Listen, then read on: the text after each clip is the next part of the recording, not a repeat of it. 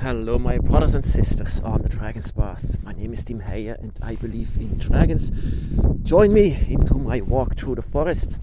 And through the forest I know very much, and it's very beautiful, and where I can be alone for a while, just meditating.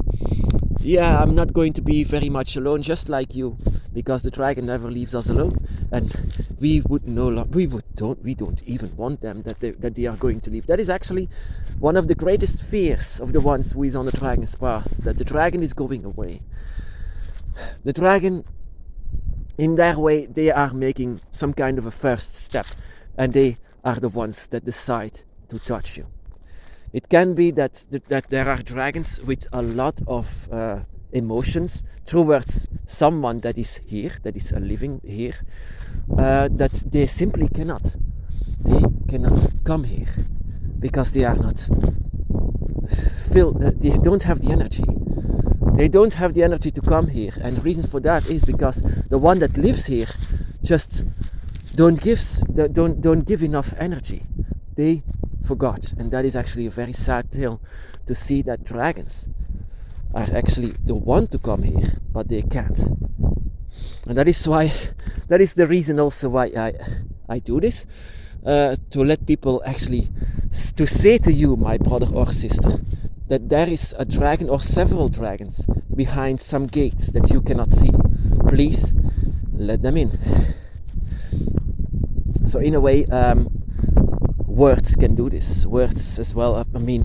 Words can give the energy to your dragon, and it's just simply so sad that there are so many dragons in history that did so many effort to awaken the ones that are here, but failed in a way. And that is also the reason why a lot of people have been forcing themselves not to give energy to the dragon or to any other deity that is also outside of the dragon's path. A lot of people here, and even animals also, are born with a gift, and this gift is that they are the key for their gods and guardians. And that is simply sad that they are forcing themselves not to do anything. Whenever the dragon is gone, that doesn't mean that the dragon leaves you. They can be disappointed. They can be angry with you. They can love you. They can have every emotions with us. But there is one thing that the dragon will never do, and that is go away. Because whenever you don't feel your dragon, it means that nature in itself, the energy of it, has put a gate in front of them, so that they have it's more difficult to feel them, to sense them. Whenever you love dragons very much, but in a way you cannot feel them, that means that the gate between you and them is very strong. It needs to be broken down. Whatever you need to do then, that is just make time for them.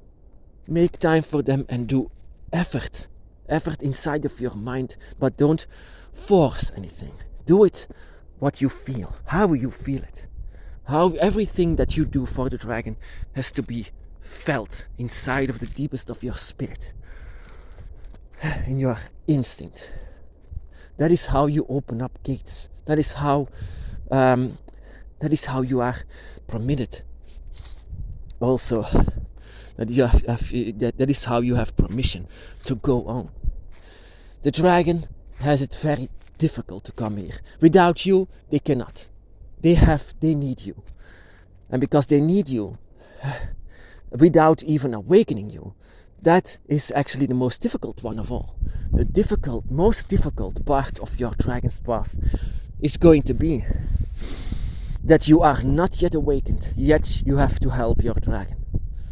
Not yet awakened, and yet help your dragon. That is more difficult than it sounds, because you don't know about the dragon, you don't feel them, yes, somewhere there is an energy, but it's sleeping.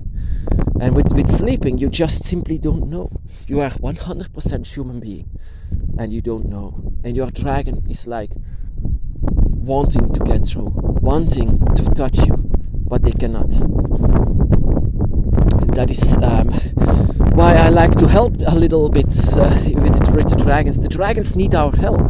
The dragons, all of them. But I see that they have been in larger numbers. I feel a lot of more dragons in this world, and that means that a lot of people just try to open the gates themselves, and that they try to reach out for the dragons themselves. And I'm very pleased with this. That means that they are not forcing themselves to, like in the past, for being afraid of their parents, of being afraid of what they are. They simply should accept who they are. If you feel so much love for any dragon, then there is much more than that. Explore your feelings, explore your instincts. That is how we should do it. If you are not fully awakened and you are filled with doubt and you don't know if you have dragons around you, well, you have dragons around you, but you have to remove the doubt, and you have to remove it.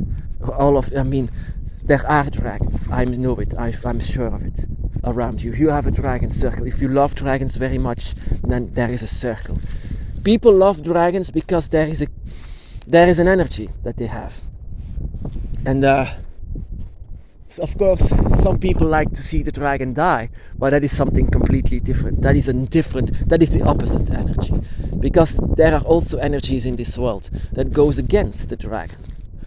But there are energies that is 100% pure to open the gates of the dragon. And that is what you can do to open the gate of the dragon.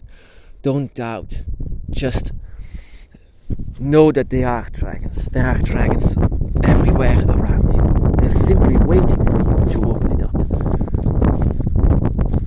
So, but it's more difficult than you might think. You are on the dragon's path. You have your dragons around you. You can feel them. But people who love the dragon and don't feel their guardians, their gods, their circle, that should change. That is actually the hardest part of the dragon's path. If you don't feel your dragon, and the beginning as well, if you don't feel them, that means that there is a large gate in front of you, and you have to remove them together. Open them. Open the gate of the dragon. My brothers and sisters, be blessed.